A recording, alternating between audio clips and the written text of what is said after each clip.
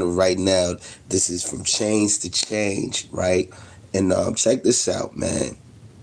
I'm hitting y'all up right now, people, because I've been paying attention to a few, podcasts and Mel Cross TV, Hood Talk, 007, with Top Dollar and Mel Cross. And nothing for nothing, I had spoke. So, but first and foremost, I want y'all to understand this, right?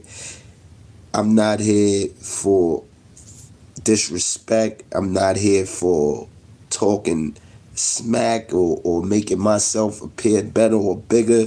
I'm not here to cause any type of destruction or disruption out there in society. This is not to promote violence. This is not to promote gang activity. It's not to promote any negativity.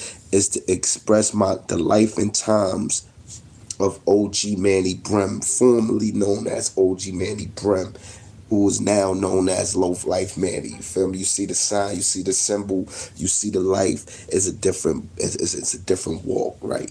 Different process. However, I can deny my past or refuse my time. So, with that being said, keeping it real and keeping it right is the only way. And for me, you know, I believe that facts is very important when expressing history, because history, as we know, broken down is his story. You know what I mean? So the winners of the war or the people who last the longest actually creates the storyline, right? So, I'll give everybody the opportunity to defend themselves and to speak on whatever they choose to want to speak on when they want to speak on it. But I've been listening, I've been doing a lot of, homework, as we call it, homework, right? Research. And from my life experiences of being a part of the NYBBA and being an active OG under 5'9" Brum, which is the motherhood, right? Let's never forget what 5'9" was under the Army, was the motherhood, right? So I try not to speak of things that can be, you know, incriminating or, but today I must, I must. I must speak on the facts in regards to Mel Cross versus Top Dollar. You feel me? Let's do this, right? Because me and Mel Cross, we had our differences, and I would say his whole name on here, but Melvin knows me well. I know Melvin well. This Top Dollar dude, we like, he's not even a factor, for real, for real, for real. Only factor he has is that he came, soaked up some information. He actually the poison and the destruction that invaded NYBBA. For the world to really know who this guy is, you must understand. You must understand. So I'm gonna break it down to y'all, and I'm gonna give Mel Cross a little assistance in this one. Because no, you could go check a year ago when me and Mel Cross was at odds over certain things he said about Lacey, which I later realized I was a little out of line, and I'm gonna speak on that more too also, right? Not that I was out of line for saying what I said, because what I spoke was facts. Like right now, I'm gonna speak facts, but I'm gonna show y'all something, right? Why you can't take a person's words literal and as truth when you must do research. We're gonna go into this guy named Top Dollar, right? Now look, first and foremost, right? Top Flight didn't come into the Army until 2007. 2007, actually, the wars was over. It was over. It was no more wars. This is what I'm going to show you, the characteristics of a sucker opposed to the characteristics of a real man, of a person that really stood for the movement, right? And I gotta make this claim because, I'm original Brim. You feel me? 5'9" brim. That was my past movement, family, relationships for 27 years of my life. You feel me? Now look, I disown all gang activity and affiliation. I don't gang bang no more. I don't be in tune with the rankings. I don't care about nothing that has to do with anything negative, but I do associate and affiliate with brothers who are still a part of the culture, because that's been my heart. It's been a part of my life. And these brothers are still valid people to me. And I will always give my assistance in a positive way. Anything negative is downhill. I got kids of my own that I got to raise and be a part of their life. So, but because I was an honorable person involved, you see the tattoos, you see the lifestyle. I've been there 23 years in the penitentiary. I know these people. I know who's who and was what. But we gonna get into this right here. We gonna get into this because y'all gotta feel what I'm saying. We ain't gonna just let's get to that, but you gotta feel what I'm saying, right? So let's get into it. We gonna get into it, all right? And let's get into this too. 97 is when, the end of 97, 98, probably the books was closing, but we was in society in the streets. I stepped foot into the walk of life. You feel me? And I came in officially, authentically. Never not authentic or non-official. Even up into going back in the penitentiary and landing around the right people. Mel Cross and me was together 2006. We was together probably 13 months in Auburn Correctional Facility, right? Now, let's get into which one y'all want to hear for? Top Dollar or about Top Dollar or about Mel Cross? Which one? Who cares? Zip is not a factor, bro. Fuck Zip. Zip is a good kid who is beatboxing and rapping up north. Nobody cares about what Zip talking about. He's a good comedian. He does good for this shit. You know what I mean? So yeah, nobody care about what Zip talk about, bro. We get into facts of real G shit that niggas is talking about right now. This is what we getting into. Real facts and real G shit. I'm gonna have to call Brother Job back. I'm getting a call right now. Alright, so check this out. Alright, I'm gonna start with the facts of Top Dollar because I don't really know too much about him and I ain't gonna spread no blasphemy, right? So I'm gonna get into the facts of him and the things that he discussed and all of this shit that he promoting on YouTube, right? Alright, Top Flight. Never heard of him. Bottom line, I didn't hear this brother until 2011. If he was in a state from '01, I came in at '02. You feel me? I have an '03 number. I got locked up in '02. My first case was '98 to '01. That was DFY though. But I came in the system 2002. Right? Right? The Army started in '01. The band of the Army started in pardon me. We branched off in '01. Right? April 2nd, 2002 is when the Army started. Right? So, I was incarcerated. I got locked up in August of '02. Right? So, Top Dollar, who went as Mumia or some shit like that, he was some righteous name under Sean at that time. That, who knows? We don't even know we don't even know when he turned down Move. That's for one. So if he was Sean, we gonna leave it at that he was with Sean's.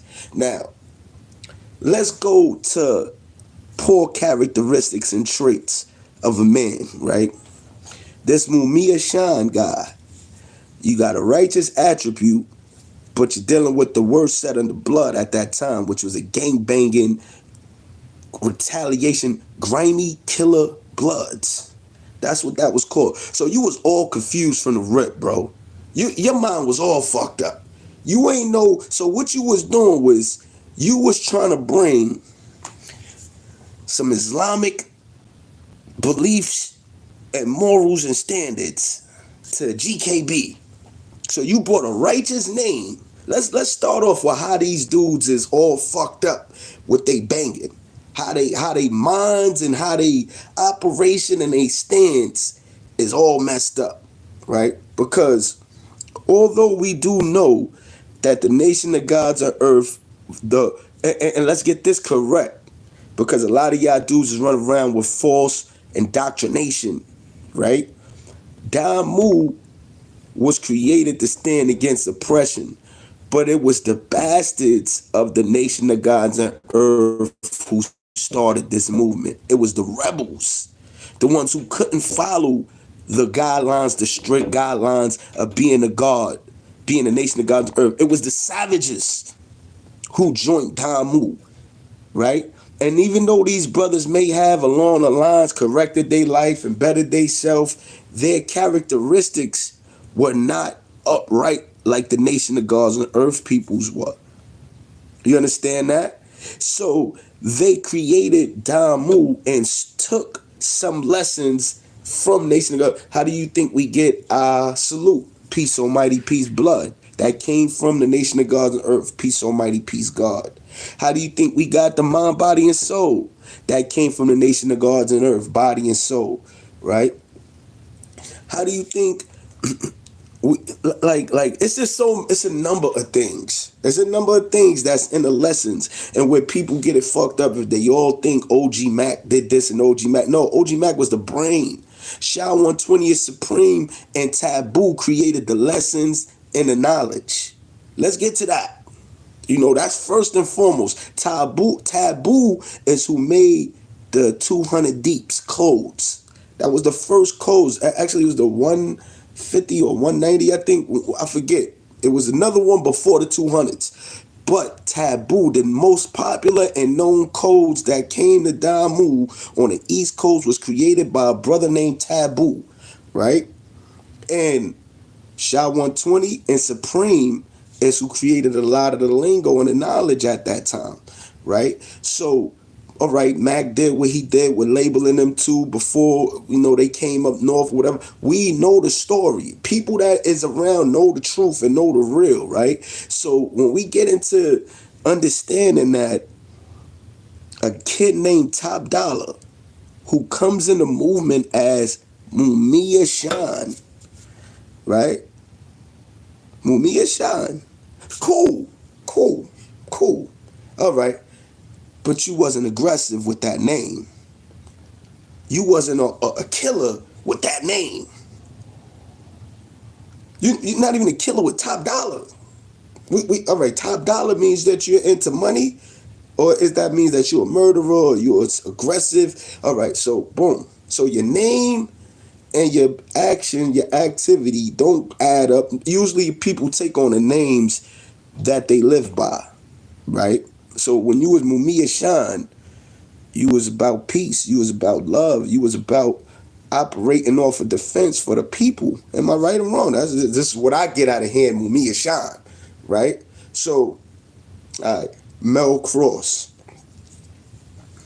Mel Cross. Let's we gonna go with the names. I'm gonna let y'all judge the two, right? This is what I'm just gonna break some things down for y'all to give y'all a easier, you know, for you to be able to say, am I gonna go with Mel story? I'm gonna go with Mumia / Top Dollar / we don't know what other names he went by, but guess what? We know that Mel name has always been Mel. Even with him going through whatever he went through, his name remained Mel Cross. That's what we do know. He never went from something to something else, another name to another name to another name. And he could tell you how he got his name Mel Cross, but what I know is his name is Melvin. And he went by Mel Cross. And he stood by that name through his whole time. And he was always a stand-up individual for the movement. You know what I mean? I'm not gonna sit here and say, yo, you know, you's a buster if you switch hoods, and you a sucker if If you doing something outside of the set that you started with, because Damu is Damu. And the culture of Damu, even in LA, you could go from one set to the next set. There's niggas that done went from Crip to Blood. They call them Crossies though. You feel me? But at the end of the day, it happens. You're a switch sider, you're a crossy, whatever it is what it is. You understand what I'm saying? Whether you grew up on this side or that side or moved from one side to the next side, hey, unless your nuts hung and you was one of them thoroughbreds that took your hood somewhere else, you may not last long in LA. You might die. You feel me? They might kill you before they allow you to claim your hood and somebody else's hood and live there too. You know what I mean? It's going to be a hard situation for you. So it's a lot of set tripping. There's a lot of set hopping going on in LA. It's the same way in New York. It happens. Cool. You ain't feel happy. They violated some rules. You won't feel comfortable with where you at. You find another home. Damu Crip is the banner as a whole, and every function is ran differently. So you're gonna have to get in tune, and then like people don't trust easy. So you may get to another set, another function, and the dudes may not even jack you like that. So now you just living there pushing the line that nobody really fuck what you want. You know what I mean? So we gonna go to that right there. Okay. So the names. We starting with the names. Mel Cross, Mumia to Top Dollar. So let's just say perhaps Top Dollar, you was a solid official nigga who took on an attribute of Mumia, but then you went to Top Dollar. So you declined. You didn't elevate, you declined. You went from having a righteous name to having a street name. I thought it's the opposite. I thought you go from having a street name to having a righteous name. Cause I made them transitions. Don't get me wrong. I ran across a few good brothers in the penitentiary. I was, gang banging heavy. My name was certain Manny Infamous Manny Brim. However you want to put the infamous in the front or behind. It didn't matter to me, but it was the same name. My mother gave me the name Manny.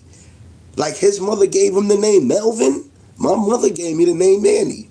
So we gonna show the line of an OG opposed to a little homie trying to claim something, trying to be something, looking for an identity. Always pay attention to names. Names is the first thing that you must pay attention to. If you see a murder, if you see a killer, if you see a whatever, let's just know that he went through an identity crisis. That individual was trying to find himself and identifying with something that appeared to be greater or more vicious or, more alarming to the world, popular. These names, cash, money, all right, now it could be a reflection of your character. But what we gonna say is that Top Dollar was just confused. He was just a confused little boy.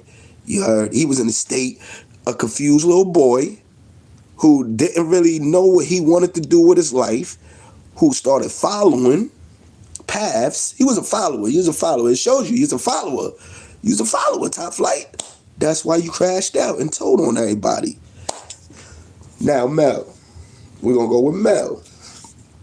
What we do know is, Mel was 183rd. Mel started his own movement as a young kid. This is what bosses, what leaders do, though. I can relate. I can relate more to Mel than I can relate to Top Flight. You know why I can relate to Mel? Because guess what? I was a young kid out here pushing the line, standing firm, painting the town red. And I, too, made my voyage to Cali, came back, tried to start my own set in my hood, Wyandanch Neighborhood Brims. That was the first that I tried to start at the age of 18 years old in the streets after coming back from California, right? And it was a storyline that was behind that. Meeting Mad Ronald, knowing about the neighborhood 20 Bloods, who also invaded the neighborhoods of Long Island and Brooklyn and Jersey. Mad Ronald used to come back and forth from Cali to New York, and I was a 5'9" Brim at the time. It was a lot of the 20s neighborhood niggas running around. A few was my peoples, a few of them I fuck with, and we had a knit type function. You understand what I'm saying? So what Manny did was incorporated neighborhood with brims. Understand that. People don't know how that came about in Long Island and New York. That's how it came about, right? But so when Mel Cross started the Black Dark Nights or Black Nights or whatever the case may be, get it. I get it. I get it. You a person who put on in the streets, you got locked up, you did some time, you figured like, damn, why am I be pushing the line of some other niggas when these niggas is talking some shit about my big homie's food or whatever the case may be? Nah, nigga, I ain't food. I'm that nigga. I'm gonna push this line and niggas gonna either kill me or follow me. One or the other. Cool. That's cool. That's part of gang banging. No OG, nobody can make you a official gangster. You make you a gangster.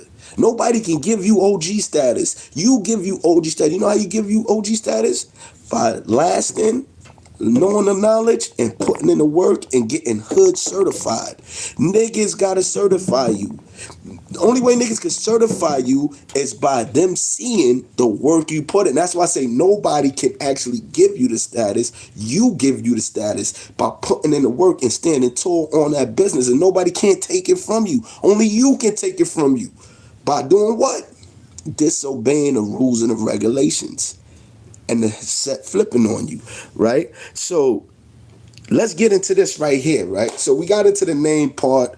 We're going to get into history now. Let's go to history. Because dudes be so quick to talk about other people's lives and throw dirt on other people, right? But they never big them up. They never talk about their contributions. I'm going to do a whole series on the contributions of the homies. The love that we should be showing each other. How about we do that on social media? How many of y'all could do that? How many of y'all could actually step up here and say, yo, I respect, and I see Top Dollar, you tried to do it, but you did it for a negative reason. You did top 5 dime moves because of they Kate Notorious. But nobody gives a fuck about that, bro. Let's get real. I'm keeping it all the way tall with you. And this how I felt from day one. I don't care about the work Pistol Pete put in. I don't care about the work OG Mac put in. I don't care about the work nobody you mentioned. Me and Rod Diggs was in Lakeview S Block in 2004, 2005. We was in Lakeview S Block. I was teaching Rod Diggs. Mad history. He didn't really know shit. Yeah, he was a gangster. Yeah, he was a certified killer in Brooklyn. Yeah, that's the way a lot of you ignorant individuals thought Damu should have been created and stood on. Violence and no, that's not what it was supposed to be. It's 90% mental, 20% physical. So when you get on social media and you start promoting who was this and who was a killer, who was it? No, you gotta go to who was the thinker, who was the organizer, who actually contribute to the growth and elevation and the mentality of uplifting the people. Not who found their way into an 80XL. Anybody could do that. We all could do that. Most of us, most real gangsters in society, you don't know the work they put in. You got niggas out here that got bodies on top of bodies. You got niggas out here that been doing shit for years and never got caught. Never got caught. You know why? Because they covered their tracks. They wasn't in tune with too many people. They didn't go. Rod Diggs probably would still be here right now had he not did a song. Now let's get to that. And feel what I'm saying. He would have still been home right now because he had multiple knockdowns. So he would have still been home had he not made that error. And I take nothing from his gangster. I take nothing from Pistol Pete. Right? Whether Pistol Pete ratted or he didn't, I don't know. But what I do know is he made a lot of errors. He made a lot of errors, which caused him the rest of his life to sit in the ADX. Mind you, he don't even fuck with the individuals that was in the set that he started no more. It's a handful of dudes that he reached, that he could talk to and communicate with. And now 9 times out of 10, he probably wished that he never even fucked with half of these dudes, because dudes rolled over on him. So when y'all get up here and y'all do these on for clout lives and y'all talking about individuals, OG Mac, let's see, this nigga's Muslim or something. Nobody cares. Nobody cares about none of these dudes. No, nobody cares. And you dudes is doing lives on these dudes, top dollar, and you ain't sending them niggas $1. You ain't even visit them. You ain't send no, we don't do that. Real dudes keeping on an eye basis and keeping on a who you know and who you was a part of basis. You don't get on social media and talk about other men who's serving life, who's never gonna see daylight, that you did nothing for, and you talking about you honoring them. No, you call it your dick riding. You are a notorious top flight cop, dick riding. Top flight, top dollar. That's what you're doing. And this is not personal. These are facts that I'm speaking. You talking about another person's life because you have no accomplishments. I'm in the top 5 in New York, nigga. I'm in the top 5. You can't even put yourself in top 5 or nothing. You have accomplished nothing. You have done nothing. You have created no firm stance in the movement of Damu culture on the East Coast. Mel Cross have, bro. Now, see, I'm pissed off. I was trying to go through the showing the people the differences, but I'm pissed off about these shits that I be watching because it get more crazier and crazier by the year. Now we got a rat who contributed nothing, nowhere but destruction, who took down the whole BHB nation.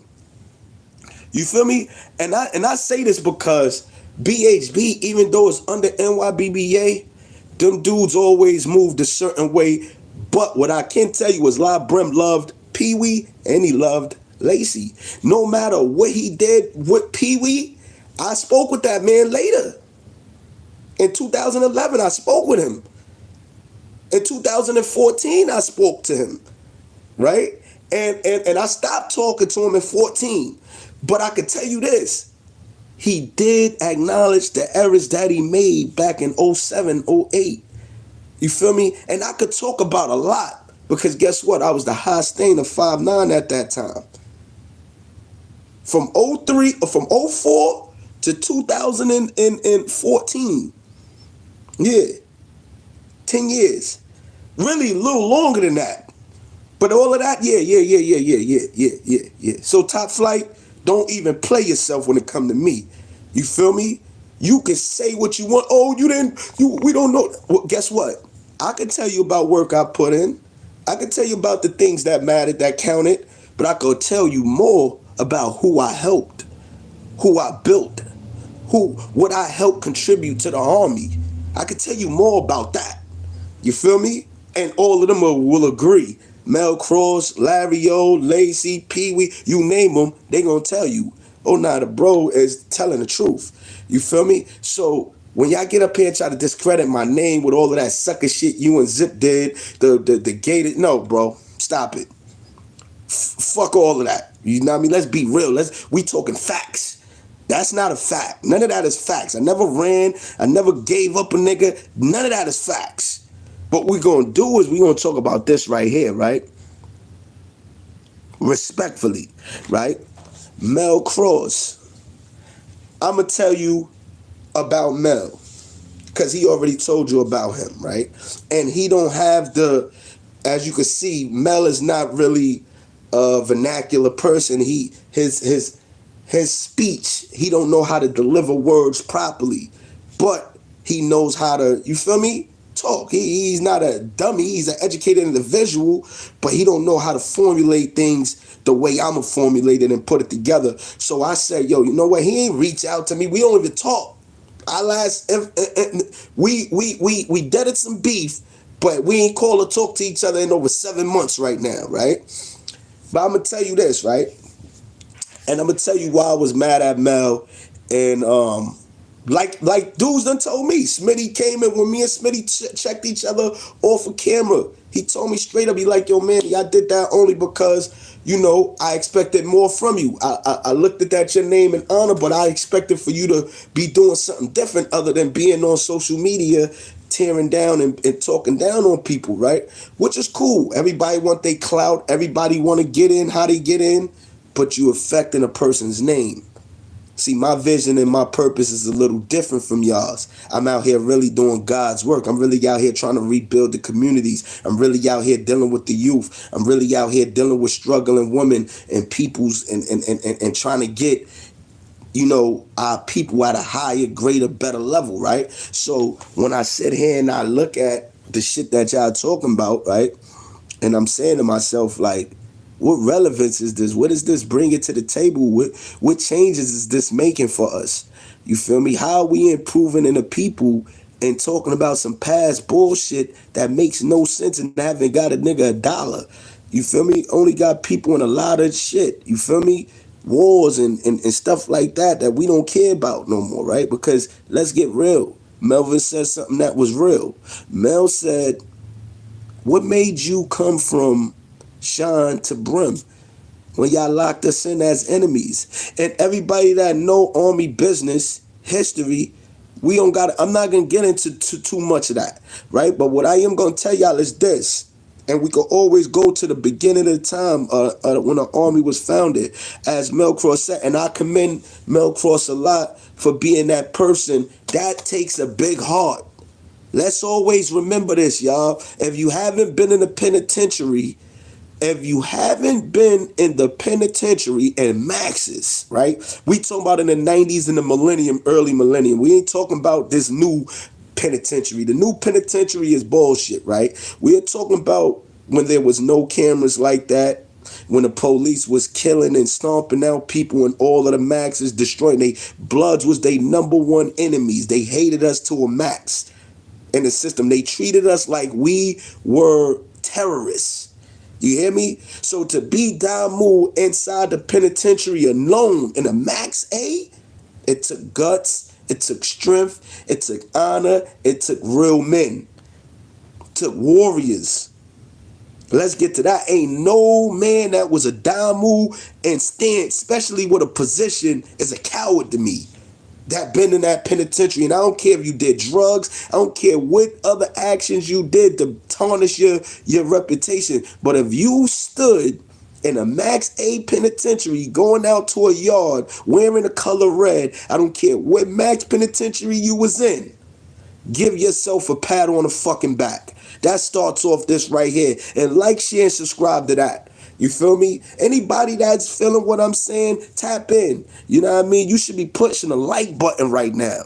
You hear me? Because they was in there killing us. They was in there hurting us. They was in there not feeding us, starving us. They was in there locking us in isolation, taking us away from a phone, taking us, destroying our mail. This is what I personally experienced. You know what I mean? This is what I personally experienced. And I go get all my paperwork right now. I could do that. I go get my paperwork right now. Show multiple box trips, multiple isolations, multiple beat downs, all that type of stuff we was experiencing. So I'm gonna get to this. For Mel Cross to take the stance, knowing that they done tried to fade our big brothers, it was either, they say you either homicidal or suicidal, right? So we know Mel Cross had the 20 years to do. So he could have been suicidal. He could have been like, fuck it, nigga, I ain't got nothing to lose. They took all, I'm young, I'm out here. What you need me to do? But he was doing that for 5'9". He was doing that for the love of the set. He was doing that for your bitch ass, for your suck ass, Top Flight. He was doing that to help the Army become what it needed to become. What Lacey, what you don't know, and what you on here you promoting something you don't know. Do you not know that Lacey had nothing to do with the Army from the beginning? Did you not know this? For all you dudes that's running around out here in society, oh, I'm pro Lacey, I'm pro Lacey, I'm pro NYBBA. No, you're not. Lacey wasn't pro NYBBA at first. Understand that. Understand that. This is not slander. These are facts. And this is coming from an OG of 5'9" Brim formerly. I was there. I was 5'9" Brim. I was on both lineups. I was on Lace lineup. I was on Pee Wee lineup. Fuck are you talking about? Top flight? You keep mentioning Lacey name and other honorable dudes, Pee Wee name. Nigga, for one, nigga, Pee Wee don't know you. We spoke. Pee Wee don't know you. Pee Wee do not care for you. You mentioning dudes' names and you starting a bunch of chaos and false politics on social media, and brothers don't know you, nor care for your what you speak of or talk about on social media, lying to the world. But it appears like you know what you're saying because you showing a couple flicks with you and the hounds. You was a hound. You wasn't a Brim. You was a hound. It's a difference. And you and I know that. Because ones that was brimming that was hounds, they don't do what you doing. The ones that was brimming as hounds don't do what you're doing. Understand that. Don't get me wrong. Yeah, I was mad at Cross. But when you love your brothers, you don't involve yourself with the big homies' beefs. You don't entertain or talk about it with other people. At no time did I ever go in a penitentiary and walk around from spot to spot and advocate any slander or negativity on another brother that was an honorable Brim just because they had a fallout with another brother. I didn't give a fuck. You hear me? I went from here. I banged from the heart. You feel me? When I was in there. If I love my brother, if I was in Auburn with Mel Cross, right, for 13 months, do you think that do you really think in a time where the army was at its strength, his stronghold, like, you hear me? Do you think we would have allowed him to sit around in Auburn for them years if he wasn't doing the right thing? Answer that question. So what him and Lacey went through was their personal shit. Their personal shit. And the Cross being a GF, same as Lacey was, a GF. You feel me? Yes, Lace was before him, but guess what? Let's be real about these things. It comes a time where even the teacher must be checked. Because sometimes people's heads get bigger than they hat. And they start thinking they could break and bend the rules and do things that they say we not supposed to do, the ones that's the underlings of the followers of the movement. And that's not how it go. No one man is bigger than the army. There's no iron army. Therefore, all is expendable to the NYBBA. Know your constitution, sucker. You heard? And I'm going to tell you this right here. This is another thing, right? When it came down to that situation, other factors played a role in it. Geronimo, other individuals who passed on messages. It was things that transpired that shouldn't have transpired. Bottom line. Was Mel Cross in the wrong? Yes. Was he in the right? Yes. I'm going to tell you why. I'm going to just break it down because you got a big mouth and you on here talking a bunch of shit you don't know nothing about. You heard? And yeah, you saying, oh, I was here, I was involved, I was around, I was da-da-da. You was not Brim. You was not Brim to 2007. Come on. Let's remember. Not only that, G, you listen, bro. All you could do is tell me who wrote the oaths. Tell me who wrote the codes. Tell me who really united and organized the army. Can you tell me that, Top Dollar? I don't think you could tell me that. And if you just tell me Pee Wee, I'ma smack the shit out of you when I see you. Because Pee Wee is not who just created this army, bro. Everybody keep running, oh, we, Pee Wee did this, Pee Wee did that, Pee Wee did this, Pee Wee did that. That's my brother. That's my brother. I love him to death. But there was so many people who contributed to building this army, boy. He was the organizer, though. Yes, he was the communicator. He was the individual who people loved, respected, because we knew he was the first. We knew that he was a stand-up nigga. We knew he had outside contact with family, with people, and everywhere he went, he created the communicational base and line, right? So without communication, there's no understanding. Without communication, we are unable to organize and structure productively, right? So it had to take others who also had them same etiquettes and skills and mindset, right? And that's how the army was created. Mentally, it was first. To take the stance to actually go out there and put in that work and spread the word and be back in and out of the box, in and out of the box, in and out of the box. That's what we had to go through.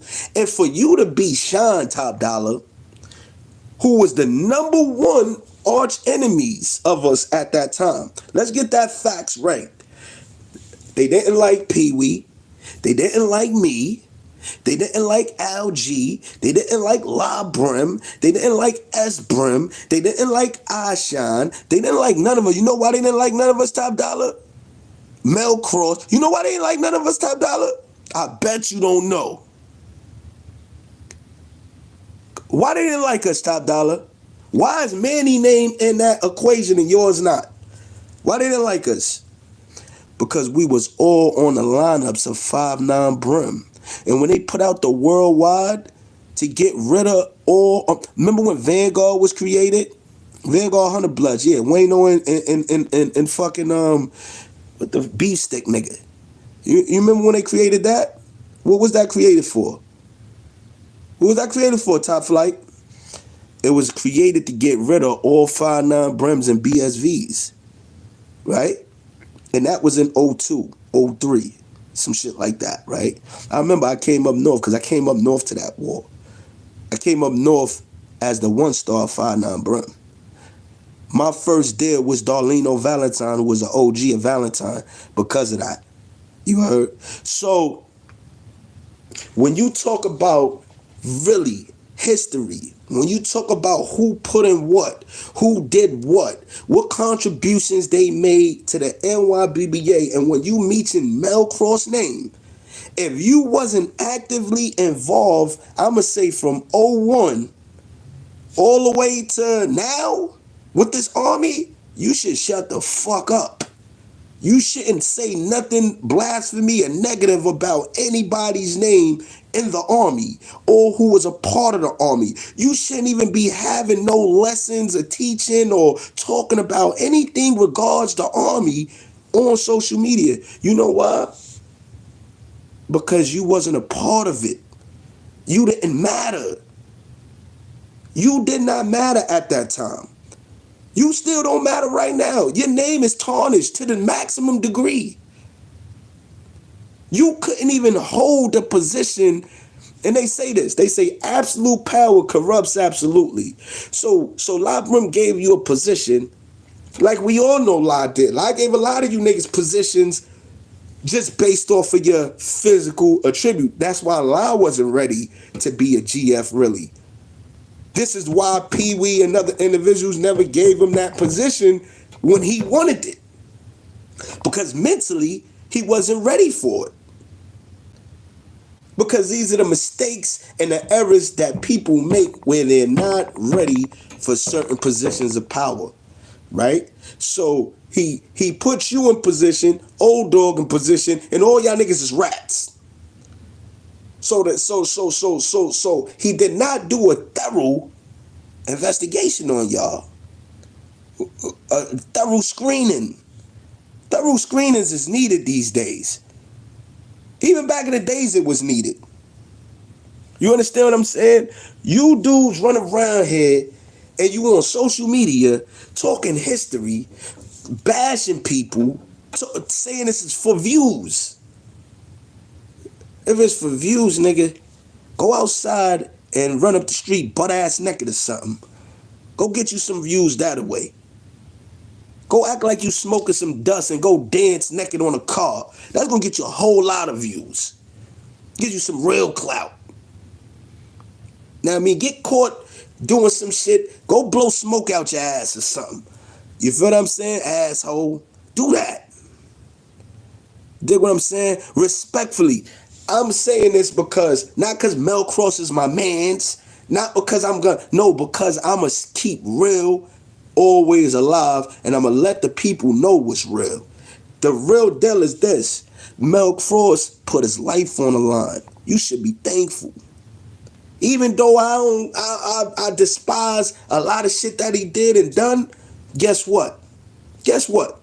I'm real enough to acknowledge and respect, because it would have been no fucking army had East Homicide and Outlaw 20 ain't take the stances to put on for the shit from the beginning.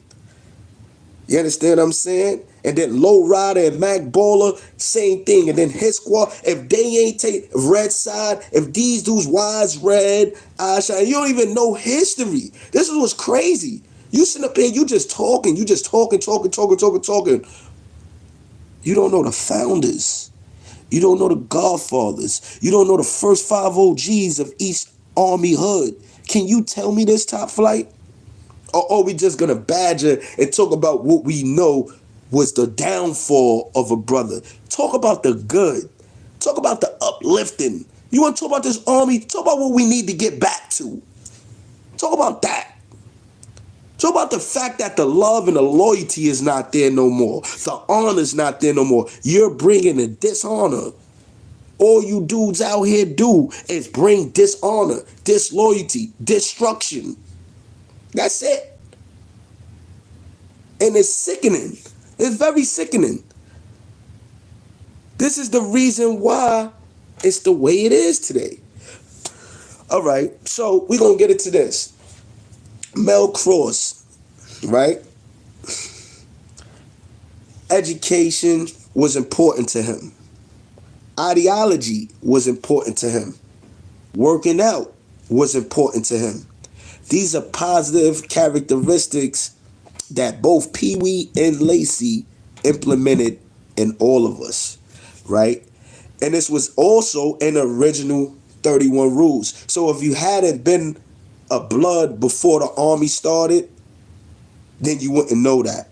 But if you was a blood before joining NYBBA, then you already knew all of these things was a mandatory thing. Working out, reading, studying black history. See, a lot of dudes take blood in a negative light.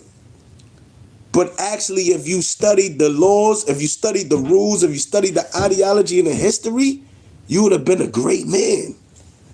Because I never read, and other than the CK shit and the Latin King killer shit, I never read something in my lessons that didn't display being a grown man. It told me to study black revolution, black history. That's what my lessons taught me. Study black history. Study revolutionary history. Study economics. You feel me? No lying, no snitching, no backbiting. I'm just going to show you a little bit. I'm not giving you it all. But these are positive things that can only build my character. When I get to the 15 articles, the 15 principles of the mind, body, and soul, is nothing but positive attributes. Knowledge, wisdom, understanding. You know what I mean? Unity, obedience, righteousness, sacrifice. These are all, I'm just giving you a breakdown of certain things that I know. It was never a negative thing written in the lessons. People did what they want with the movement. Power struck. They seen power. People got positions and they switched they went this way, that way, whatever, instead of this way. That's what happened. That's what happened. The drugs, the power, the favoritism, that was the corruption. And as Mel Cross said, Top Flight, if you knew history, and the only thing I'm going to correct Mel on is this, right? Lace was mentioning in the high 5, low 5, right? He was a 5-star. He was given a 5-star. Lace was given a 5-star general by OG Mac. He was given that, right? But as he said, they was trying to give the hood to Al G. You heard? Because Lace wasn't in communication, as Cross said. He wasn't writing nobody, he wasn't in communication with nobody, and Lace did know how to read and write. He did. All of that was a lie. He learned a little later down the line, but all of that was a lie. It was a lie. They wanted to, he never communicated. So people thought, oh, he's a bug out, he this, he that, he boo, boo, boo, boo, boo. They threw all of this slant out, but he wrote me several times. He wrote his line. He wrote members that he loved, people that he trusted. He didn't trust all you niggas. He didn't care for all you niggas. I had several letters from Lace in 02, 03. I had several letters. Him in Underworld, whatever. But I know how he writes. I know what he's about. And I knew that was my brother. I knew that at that time, it was a call for the real to take a stance. Top Dollar, you was not there. You came after the war. You sucker. You came after the war. You joined the army and Hound after the war was over with the U. How can I even take you serious? How can I even, let's be real. How can I even take you serious? And Mikey B, shout out to Hood Love TV. Shout out to everybody that's watching. Shout out to, my boy China. Shout out to Harlem Legend. Shout out to Zeke Black. I'm talking to all of the ones that is paying attention right now, right? And I wish I supposed to have some more views, but I know I done fell off the timeline because I've been handling real life shit. You know what I mean? Trying to help the people out for real, out here, right? But now I got to step into this right here. I got to step into this because you're wrong, Top Flight. Mikey B, another. All right, well, listen, you could say what you want about that brother, but he contributed to the movement, and I have no knowledge of him dealing with anybody sexually. I could give less care about that right there. What I care about right now is people out here getting the true information that they need to know. Because you got too many technology. You got people up here, they just in here, they up here for clout. They up here trying to get $1 a check. But they not really being real, but they putting people names and they slandering shit and they don't really know what they talking about. You hear me? What we gonna say is this, right? All right, Two-Face Lace, right? Mr. Ronald, right? We gonna talk about Mr. Ronald, right?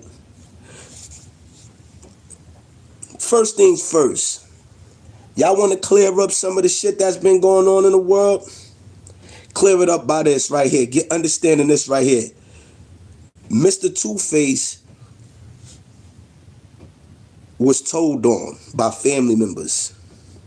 Mr. Two-Face was always the underdog under prime time. So to understand why him and Pee Wee went through their differences, you got to understand one man came in between them. And that's called Larry O. Larry O and Pee Wee was like this. Larry O and Lacey was like this. Understand that. Larry O and Pee Wee was like this. Larry O and Lacey was like this. Lacey was originally GKB, not originally 5'9". So y'all want to know history? Y'all want to know why the army was where it was? Y'all want to know what caused the internal strife? Y'all want to know who really was what and what was what? I'm going to give you what started the internal strife. Lacey beat up Larry O in Downstate in 99, right? Coming through Downstate, right? But in Rikers Island, Lacey and Larry O used to always argue and beef. They never fought each other and shit like that, but they used to go on missions together in there. Who could get the most cuttings, who could do this, who could do that, da, da, da, da, da. So they always had they little nigga complex shit going on. But they were brothers. Lacey just felt he was more aggressive. Lacey didn't like really Spanish niggas like that. He thought everybody brown, my complexion lighter was pretty boys. He had a complex. So understand, we dealing with human beings. We not dealing with some motherfuckers that just, is acting on here talking about something. No, they was living a life as young motherfuckers, incarcerated, wanting to give it up to the best of the business. And at that time, you had to give it up. Rough Sex 013, you fool, make a movie, nigga. You had to do that. So we used to compete in them eras in that time. Of course, they're older than me by 5-6 years, right? But coming up, I always heard their names. Lacey and Larry-O name was the most prominent 5'9" names you would hear of in that era in time. 95, 96, 97, 98, all them years. I didn't meet Pee Wee or know Pee Wee till I went up north. Actually, till I went in the county, because I'm not from the city, I'm from Long Island.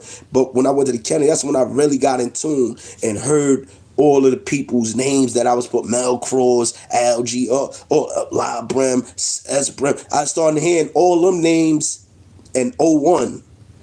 Before that, Lacey, Dada, Larry-O, those are the names that was triggered to me in the streets. I came under Dada bloodline. You feel me? Dada and 380s who started 5'9" Brim. Correction. Dada and 380 started 5'9" Brim. Remember that. So when y'all get all these twisted ass names and people and all that, no. 380 and Dada. You heard? Pee Wee was there, of course, first 9. Pee Wee brought in Larry-O. This is the bloodline. So when y'all niggas start talking this shit, know that Lacey wasn't in there. Lacey was not in the first 9. Lacey was not a part of 5'9" Brim in 1995. He didn't join this shit to the end of 96. Lacey was GKB first. Okay? So when y'all run around and y'all say, yo, well, Lacey, like that, know this. The internal strife came about because Lacey was in Rikers Island when niggas was in Kasaki going to war with the DBDs. When Lacey turned primetime, the Brims done had a whole war in Kasaki with DBD. For you Billy niggas that know who J Diamonds is. Yeah, he was Brim first. He was claiming 5'9" Brim first. Stepper, who was NYB, was 5'9" Brim first. Alright? Along with dudes like Dubar, Trooper, Jeff, Johnny Fabulous. These are names you dudes just keep out of history. You feel me? Yeah. These type of guys. Guys that y'all forgot. Hannibal. You feel me? Epo. You feel me? So when y'all dudes is running y'all mouths on social media, right? Kicking a bunch of false, negative, dumb shit. You feel me? Know this. Two-Face was not from the origin of 5'9". Right? I came a year after Two-Face in 97. And I was a kid in the streets. But I came a year after him. Right? And remind you this, right? Remind you this. Lacey had the mindset, because he was young, he didn't really, like he said, he wasn't an idiot. But guess what? In that time, you had the bang. And anybody took your status by canceling you out, you was done. So he went extra hard for 5'9", not paying attention that it was already a structure going on up north. Mac ain't do that, you know why? Because it was Mac's intention to spread the word, to spread the set. So everywhere Mac went, he put niggas in position in that jail. All right, you this, you that, you this, you that. I'm in Kasaki, I'm in Clinton, I'm in Elmira, I'm in Auburn. That's what he did. So when he went down to the island, there was no fine on brims on the island. He gave Lacey the island. Lacey took it as he had the whole shit. He didn't know what was going on. He thinking, oh, I got the status from OG Mac, nigga, this my shit. No, Lacey. No, Lacey. You was the 5-star Rikers Island. It was already a line up north. Niggas was already locked in up north. Pee Wee, Larry O, Johnny Fablet, they was all Hannibal, they was all together. They was all in Kasaki together. So this is where the confusion came in at. For you brothers, for you young brothers who's out here on brim timing, you know what I mean? Because this is not to encourage or promote any gang activity. But if I could do anything, I could help the world better by showing you dudes facts and history and hoping that you dudes would settle your quarrels, settle your differences, stop choosing sides, stop putting, these suckers, these sick fake leaders, stop following these fake ass leaders who only want to misuse you and cause destruction in your life, right? Because they don't know the facts of history. The facts of history is that Two-Face did not agree with the army from the beginning. He was not a part of building an army from the beginning. You understand what I'm saying? And it caused a lot of war up north, a lot of bloodshed, I should say. So from 2002 to 2007, Top Dollar, when you came in, it was internal war. Every jail we went through, that's where Brim to the Stone came about. For you dudes that run around here stoning and acting like y'all don't want to respect the Brims or acting like y'all bigger than the Brims. Nigga, we was y'all backbone. We was y'all backbone. We took Pee Wee and Ty Guns are from Harlem. Dick Wolf, Ty Guns, Pee Wee, those are Harlemites. They all from Harlem.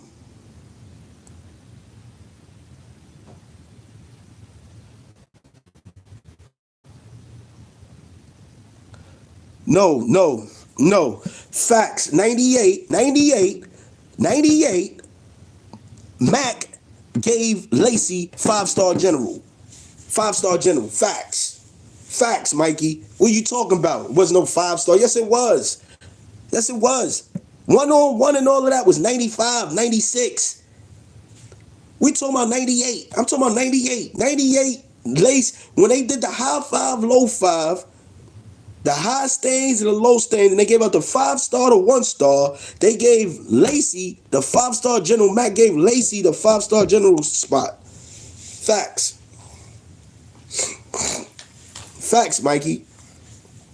I know what you're talking about. 101, 102, 103. OG, general, soldier. I know that. We're not talking about that, Mikey. We talking about 5-star general. The high 5 and the low 5. That's what we talking about. High 5 OGs, low 5 OGs. And then they had the 5 to 1. They gave Lacey the 5-star general. Facts.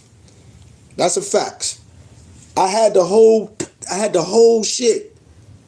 Everything. Give it to me. Personally. Facts. But what I'm trying to explain, you're right. 1-on-1, whether you say 1-on-1 is superior. That's it. You're right. So we're going to go to 1-on-1. We're going to use Mikey B's theory of 1-on-1, 102, 103, which is similar, but it's not the same. It's just you feel me? It's similar, but not the same. But when he came back in 98 too, back to him. Right. That's what I'm talking about. All right, now you getting what I'm talking about. Right. At that time, y'all was all on the island. You absolutely right, Mikey B. Y'all was all on the island. 98 is what I'm referring to. I wasn't referring to Mac giving them 5-star general in 96, 97. No, he didn't give him that. He just gave him the island at that time. In 96, 97, when he gave him 5 down for the island. You feel me? Nigga, 380 and Dada had it in Kasaki. And then you had the other dude. What the fuck was his name? Rollo. Then you had Rollo. Rollo had it before Lacey had it. Rollo had it. You understand what I'm saying? I know my history well. Despite what we want to get into or what we want to talk about, what we're going to talk about is the facts and the truth. And the truth of the fact is this right here, right? Everything I said is valid. It's valid. The status quote may be a little off with 101, 5-star. What we do know, he was a high-ranking position member for Rikers Island, not for the whole state. That's what we do know. And this is what caused the back and forth. And at that time, Larry O was back down there for court because Larry O had a 9-4 number. So in 98, 99, he was just down there for court. Understand that. And that's why him and Larry O was like this down there. Everybody knows this. They was like this down there. You know what I mean? And they bumped in 99 and downstate, going up north together. And that's when Lace put hands on Larry O. Bottom line, you know what I mean? These are memos that was passed out to only 5'9" people. You understand what I'm saying? So it was internal shit going on.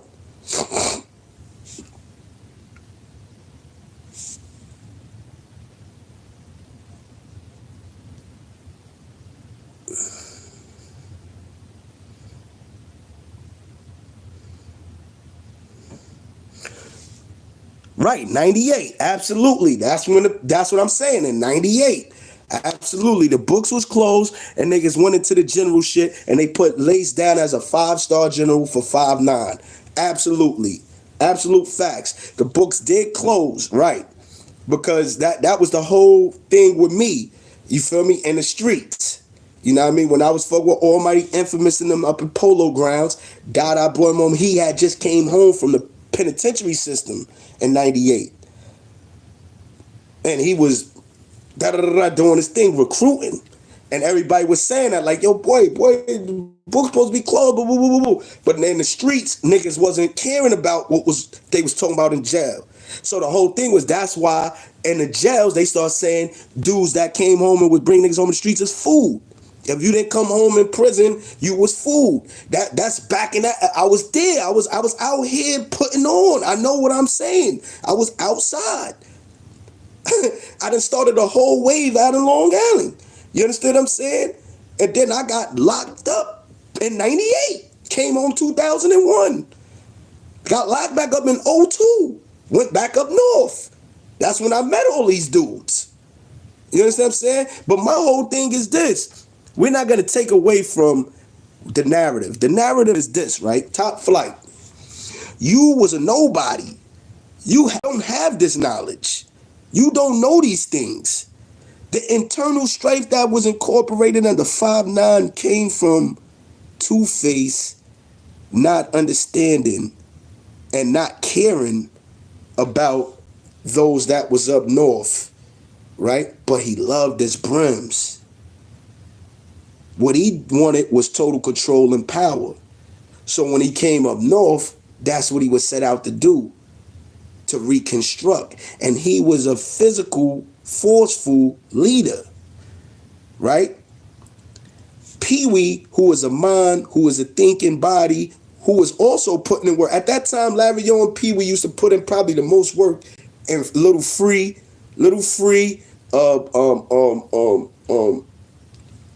Trooper. What's the other brother name, man? Oh man. He fuck around and went to Low Rider, Head Squad or some shit like that. Anyway, fuck all of that, man, because my brain get frozen, man. I get brain freeze sometimes and shit. Headers was another one that was putting on crazy for us up there. You heard, for 5'9". It was only a few 5'9s. So when dudes are talking Ferg, Bram, Mel Cross, all of them, yeah, that's 99 shit. We talking about 96, 95, 97, all them years. Geronimo, who was going by Polite at that time. You heard? That was in the Attica riot in 96. or 9697 in Attica. Like we let's talk about names and give people they honor, give people they flowers. The ones that also help contribute, who also is still around right now. I could call these dudes on my phones. You feel me? A lot of them don't want to do this social media shit. They don't want to come up here and tell their story because they trying to move forward in life. Dudes done faded the real. Dudes spend too much time trying to get rid of the real to leave us in a state of chaos and destruction, right? Yeah, Ferg, yeah, shout my boy Thomas out, man. Shout my boy Thomas out. Facts. Ferg, shout Ferg out. Shout Thomas out, man. I know niggas by first name basis. You know? So when I speak they first name, you know. You say, oh, nah, he know them niggas. He was with them. Nigga, I don't got no papers in front of me. I'm not in no, these are my brothers. These were my brothers. You heard? Yeah. Me and Ferg spent plenty of days. Yo, how we gonna build this up? How we gonna do this, man? How we gonna stop Pee Wee and Lacey from beefing? How we gonna do that? That's what real brothers do. Real brothers is not sitting there talking about, yo, oh, fuck him. Yo, you shouldn't fuck with him. You should fuck with this line. Yo, come fuck with me. That ain't what real brothers do. You feel me? Real brothers don't get up on social media and sabotage another brother because you don't like him or you dislike him. You pull that man up, take him to a local park, go out to eat, do something, get to know that man. Don't just come up here, look for clout, look for bullshit. We don't do that. You feel me? We don't do that. Real ones don't do that. And what I know for a fact is this. What I'm saying is facts. Pee Wee and Lace, if they would have came together and they would have been able to settle their differences, it's already been the strongest in the East Coast, period. And we still got strong, but we started to crumble, letting in dudes like Top Flight. Top Flight. You a prime example of why this shit is the way it is, bro. And you got the nerve to come up on TV and glorify being a rat and then try to send out positive messages, and you trying to slander a reputable firm member who got ousted only because the popularity of fear was greater for Two-Face. People fear Two-Face. It's a difference. So if you ask me, and like I told Two-Face, like I told Scar, like I told every member on the board at that time, I am not going against Melvin. When you see him, you holler at him. And these are the facts, because the proof was met in Elmira, nigga, 2012. And this is the reason why I stepped up and said something to Mel Cross when he started talking all of that. Yo, I'm Mr. Untouchable. I didn't get touched by the president. That was his ego. That was his arrogance. That was his stubbornness. That was him being a fucking man at the end of the day. Right? Shall dream. Listen, man. Again, I'm back to this because I see people just trolling, double nine niggas. What's up, double nine battle? How you, boy? Like, you shouting out, shout dreams who? On my live. What's wrong with you? Alright, you know what's up if you talking about 5'9" dreams. You know what's up with us. Don't do that on my live, bro. Like, gangster. But on everything I love, what I'm saying is this, right? We and Lace, had they had a severed their differences, we wouldn't have had the clashing amongst 5'9" where we ended up falling off in like 04, 05. It was a major fall off for 5'9" in the state. You feel me? Because people was choosing sides. Either you was with Lacey or you was with we, right? And at this time, the army was becoming stronger and stronger. And Mac Ballers and Hounds You know, because the Jets started like, I'm going to say '06, around there, '05, '06. You feel me? They date state one thing, but he activated it in '05 and then get sanctioned like into '06. I was there for all of that in Attica. I was there. He tried to get me to push the line of Bloodhound. Nah, bro. I'm the 3-star 5'9" at the time. It's quiet. You know, you got to do the right thing. Me and Ashine and a couple of other brothers told La, nigga, you got to do the right thing. Yeah, you got to do the right thing. P, we just left us in Attica. So when you got a brother like you who came in 2 years later in '07, Top Dollar, you don't really know the true history. You wasn't really there. You don't know what the army went through. You don't know why these things happen. You just could talk about shit you know about Bloodhound, which is cool. Talk about that shit. No, you know what I mean? But that don't defines the army. And that don't make your stories accurate in the right story. Mel Cross was a great leader for us, bro. The moral of the story, the moral of this whole story is Mel Cross was a great leader for us, bro. Real shit.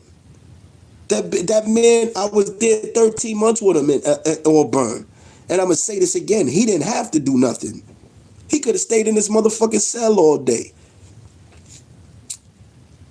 And the real ones understood why. The real ones respected why. Because we had the jail, you idiot.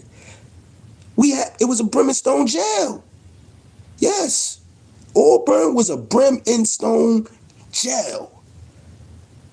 Don't get me wrong, it was Damu jail overall. But we had the numbers at that time. And for all those years that he was there, you know what that's called? That's called reigning king.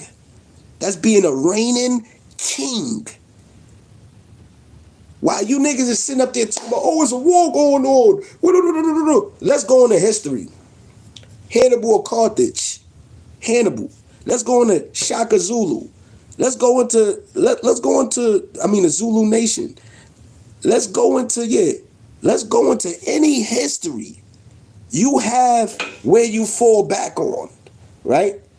You can't fall back in Comstock. Comstock is an open, that's where it started. All right, Auburn. You can't fall back in Auburn, Comstock, Kasaki. Kasaki, where the brim started at. We can't go there because why? Police took over Kasaki.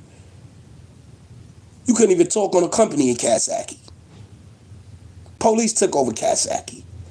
Comstock, free for all. Red Roof Inn, free for all. Concrete stands, free for all. Huh? 91 Elm Street, free for all. You can't do that in them jails. You're in, you're out. You're in, you're out. You're in, you're out. You're in, you're out. At that time, Auburn was the best, besides Sing Sing, Auburn was the best prison in the fucking state. Unless if you wasn't close to New York, Green Haven or Sing Sing, or Easton, or none of them close shits. Once you start getting to the upstate jails, that was the best state. What? We could wear any type of sneakers we wanted in there. We could have got anything in through the package room. We had corrupted COs there. Yeah, talk about it. Yeah. At that time, Auburn was lit. And if you in the jail and you got things going how you got it going, why would you leave? This is the haven for your hood, for your army, for your people. Why would he leave? I don't care what war going on. All right, so when anybody come to this spot, we know they leaving this bitch. That was his mentality. And he'd pop out, he'd check in, he'd go back in, but we was there. Me, Geronimo, Al G, Holiday, nigga, it was so many of us that was frontlining. He could have stayed in the cell. We didn't want him outside anyway. Him being outside was taken away from me getting my status up. From me making the calls that I should be making out here. As a GF, you are unseen, you are unheard. When you get that message, when you get them letters, you know why? Because you put in that work all them years to get to that spot and that position. So from when he took that stance for the Army in 2001, when he took that stance and got that hood in '02. Yeah, Holiday, yeah, from the Bronx, yeah. I believe he was from the Bronx. He was Outlaw 20. That was Mel Cross's 5-star at the time. In 2006, he was the 5-star Outlaw 20 at the time. That was my bro. Every day we used to be together, me and Holiday in Auburn. But any event, we was knit tight. We wasn't on bullshit timing. We wasn't on backbiting timing. Everybody was on one accord. The Army. We lived that way, right? And then while we was all there, everybody had. All right, check it out, man. I know I probably lost a few followers and shit like that. Yeah, my battery died on my phone and shit. So I had to change positions, get in my chair. You feel me? Where I be playing my game at. So I'm turning on the game, but I want to get a few things facts straight. Cause look, this is how real it is. You know, I'm still law bound. I'm fucking playing. I'm charging up my ankle monitor right now for you niggas, right? And I'm charging up my phone at the same time, right? But let me tell y'all something, right? This for top fly, and it's because I was getting my point across before I had cut off, right? My battery died on the phone or whatever, right? But I gotta regain my thoughts because I forgot where I was at last. I know I was at the part where I was saying, all right, we had Auburn top flight. So when Lacey made those claims and he was feeling a way about Cross, if you know history, you would know that Lacey ambition and drive was to take over the Army. So what he wanted to do was get everybody out the way that was loyal to Pee Wee, period. That's how it go in this world. You know, if you get in a structure, if you a reigning king, and you know that other people is loyal to another person that has a influence and power, you're gonna try to get rid of everybody that was sitting at that board. Cause you know at some point in time they was not for you. So understand that when that war hit, this is why I say the change and the internal strife of the Army was created by Pee Wee and Lacey not being on the same accord. They didn't know each other. They never had been around each other. They didn't write each other. So you got two arrogant, stubborn leaders who didn't communicate with each other. And it was a reason. Like I said, Larry O. So the moral of the story is if you brothers could see past and have understanding of history, you'll be able to correct the behaviors and how y'all move today. I'm not here to guide y'all no more in a gang life. I can't do that no more. What I can give y'all is insight. I can show y'all why you shouldn't be doing the shit you doing today, why you shouldn't be following dudes like Top Dollar, period, or even listening to him, and why, you feel me, it's important to know history. Because people made great contributions, people made great sacrifices, and you can't take that from nobody. You can never take that from nobody, bro. That man sat up there and went to wars. He crashed out. He said, yo, you know what? Fuck that. I'm gonna start a set that ain't never been started before. And I'm gonna go to every jail, claim this shit. And whether I die in here or whether I make it through, this is a conviction that I'm making for these brothers. So as a brim, how do that make you feel, Top Flight? I feel honored. I didn't care how many was against 5'9". When Pee Wee wrote me and said, yo, you got the 1-star, or I could put you as an OG with any of the subdivisions, right? When he wrote me that kite and he said you could go to Mac Ball and help Lavio build that up. This is the time, man. This was '03. I was like, nah, I ain't going over there. I'm 5'9" Brim, bro. I'm prime time. I'm gonna help you and I'm gonna help this Army but I'm going to stay 5. I don't care about no OG spot. No, I'm going to come up there and earn my way on 5'9" lineup. That's what I said. I didn't say, yo, fuck this, fuck him, fuck him. When he wrote me, he said, 2 faces, the GF, but I'm driving a vehicle. That's what Pee Wee told me. This is what's going on. They trying to get his hood to LG. They try to do this, that, try to fade Lace because he on community. Boo, boo, boo, boo. This is why I'm doing this. Say no more, big bro. What do I got to do? That's the next question. What do I got to do? All right, push this line, push this. This is the new lineup. Boo, boo, boo, boo. Say no more. If it's not blood on blood, if it's not brim on brim, I'm with it. But then he gave me one set. He gave me one set as my enemy. Do you know what set that was? What he said, what we said to me at that time? This is 2003, 2002. You know what set that was? Vanguard.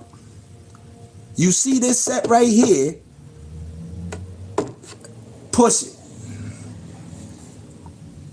They are designed to destroy us. That's what was told to me in 02, 03.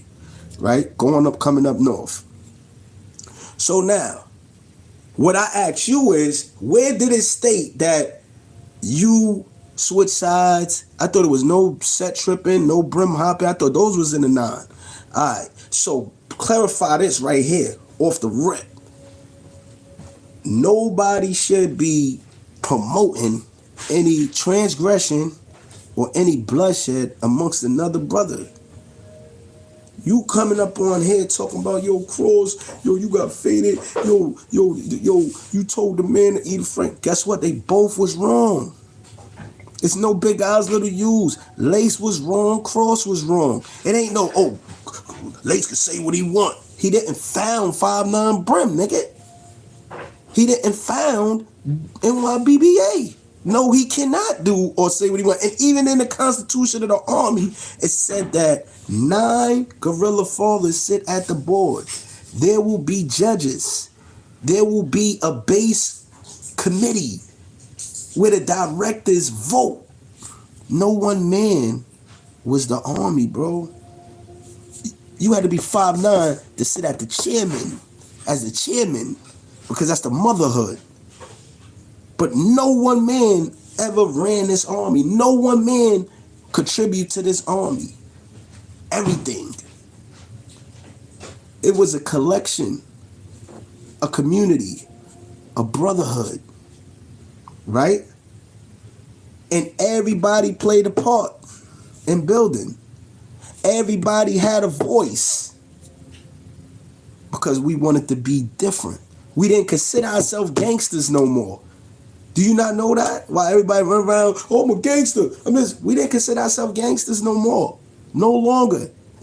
2001, brims were not considered gangsters on the East Coast in the NYBBA. Say I'm lying. Say I'm wrong. We made the transition from being gangsters to revolutionary guerrilla soldiers. Okay? So you obviously don't know your fucking constitution of a movement that you've been putting yourself as a leader of for years. We had refuted the gangster moniker because it was negative. We wanted to be different from everybody else. Hats and gats was a slogan we created and others ran with. Hat boys. Now you got our boys, shine boys, whatever. We were the trendsetter. Hood, authentic trendsetters. Hats are us. We did that. Let's not fuck this up or get this misconstrued, Top Flight. You were down in somebody who was a whole brain and organizing body of a movement that had to uphold itself through the worst conditions. We was most hated. That's where MH came from, Mad Hatter. From EPO. We were most hated. They didn't want us in the jails. You didn't want us in the jails. It was a point you didn't want us in the jails. I remember. Even Blacko Macko, you know, and I shouted Blacko out. You know why I shouted Blacko out? Because he was a great leader. Does it mean I liked him? No, I didn't like him. I didn't like a lot of the UBN niggas that was in position, because I had a lot of mans that was soldiers. They didn't get involved with all that. They used to hold me down. They used to be like, yo, this is my brother right here. He was putting it, he helped build this movement. No, we not going against him. They used to come tell me. I would never give them brothers up because they knew I was a real right. So they come tell you, yo, Manny, bro, we got a kite. Yo, this is crazy, son. Them niggas going through it in the White House in upstate, on the Kennel in Southport. Yo, look, bro, this is what came through to us. What should we do? You know what? Look, check this out. It was so much love and respect for me that dudes would go shoot something in the yard and get out the jail before doing something to me because they loved me to that degree. But they would show me. And I don't gotta say their names. They know who they are. Yo, Manny, yo, look, bro. Yo, look, man, this is crazy. Blacko just sent me this. Yo, Magoo just sent this. Yo, blah, blah, blah, let us just sent this. The Tankhead just sent this. Woo, woo, woo. Oh, word? The niggas don't even know me. They talk about anybody that's on 5'9" lineup as food. Anybody on BSV is food. They don't even know me. So for you to come in 07, when the war is over, that means that the whole time you was faking under the U. The whole time from 02 all the way to 07 when you made that transition, you was faking under the U. You was being Mumia. You was a good kid. Top flight.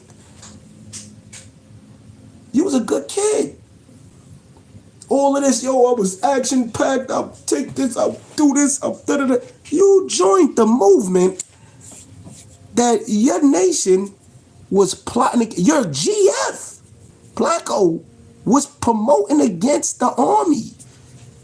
Tankhead, Blacko, Magoo, you forgot? 44 Mag did this shit to fucking Magoo in upstate box? You forgot all of the wars? Forgot Hitman and Live Brim? Me and Darlino? Forgot they Inf? When Inf cut Dada through the bars in Southport? Or Elmira, one of the two, I forgot what spot it was. I think it was Southport though. You forgot the history of what was going on at that time. From 02 to 2007. Do you forget? Or was you just one of them dudes that was in population saying, yo, fuck them Brim niggas, but secretly saying, yo, I'm kind of feeling them niggas. Them niggas is official. Because we were fly. We was fly. We was getting money. From what I remember, the prime times was the leaders and the fun and the ones who was getting money and fly and militant. Pee Wee always had been that. LO always had been that. I always been that. That's a fact.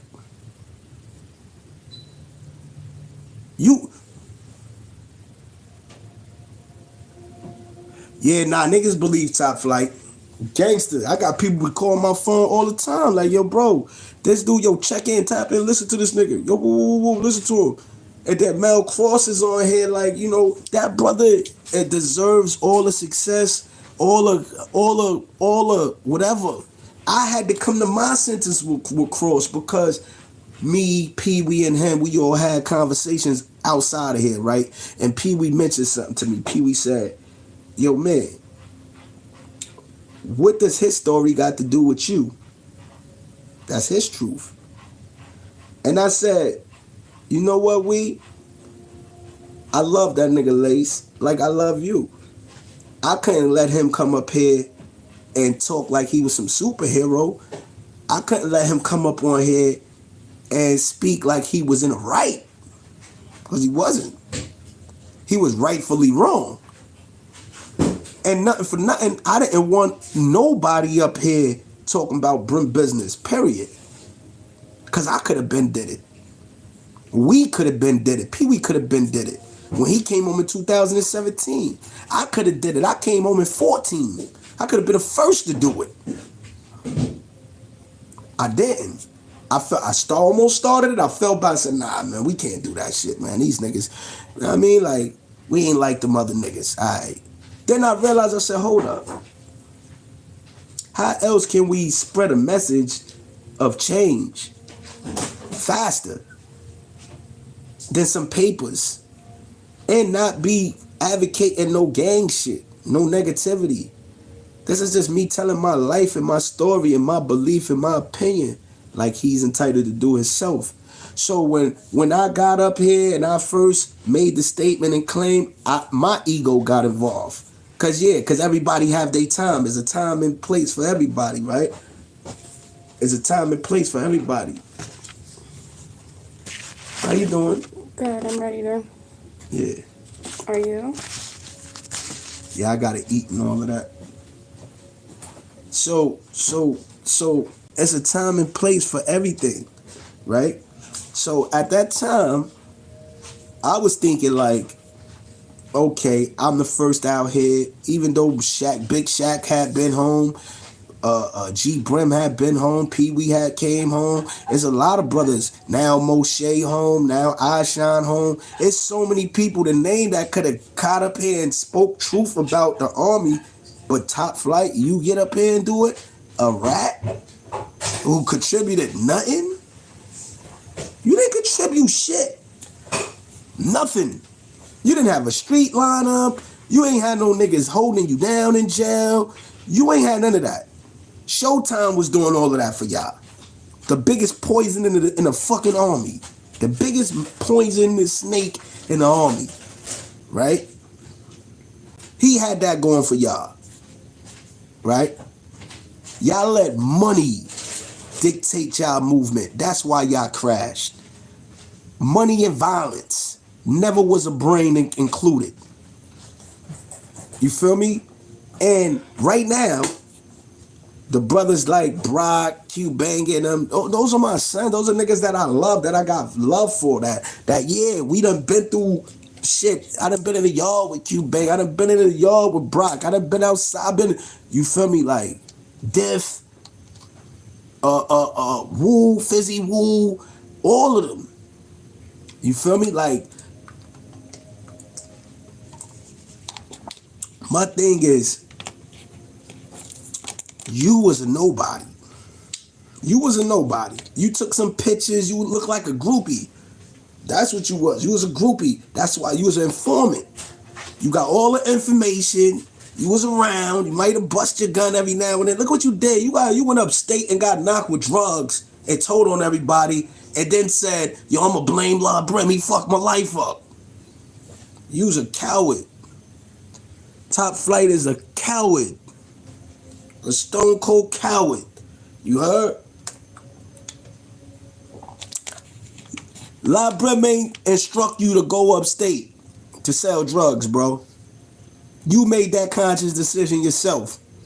You didn't say, yo, I'm going to be like Manny. I'm going to be like Pee Wee. I'm going to be like Moshe. I'm going to be like Asha. I'm going to go get me a job after doing all this time. I'm going to go get me a job. I'm going to get it to some, or like Mel Cross. I'm going to get it to some, to help out the youth. I'm going to try to clean my image and clean my name and try to put Bloodhound in a better liking and stance, right? You didn't do that, Top Flight. You know what you did? You came out here and said, I'm going to tell as soon as I get caught again. And I know who I'm going to take down.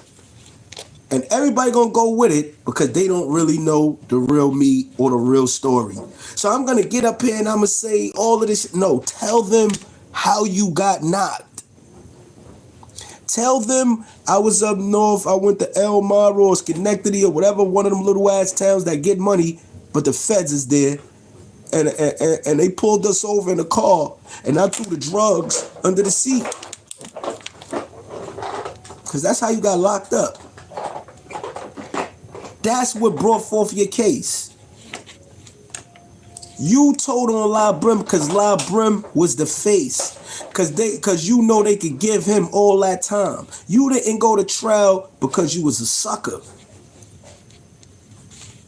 Because you was Mumia, Sean, then Top Dollar. You never had Brim attached to your name. Recognize that. Anybody that was Brim, right? Except for Lacey and Pee Wee, or the first 9 or the first OGs. Everybody either had Bloody in front of their name or Brim at the end of their name. If you was an origin and an original banger on the East Coast. And refute that. Somebody refute it.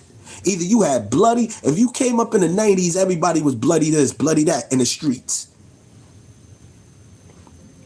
And if you joined the Army in 01 on, you had Brim at the end of your name. Because that's what we said, we were family. So we adopted the Army as our father and mother. And we put Brim at the end of our names. Alright? So,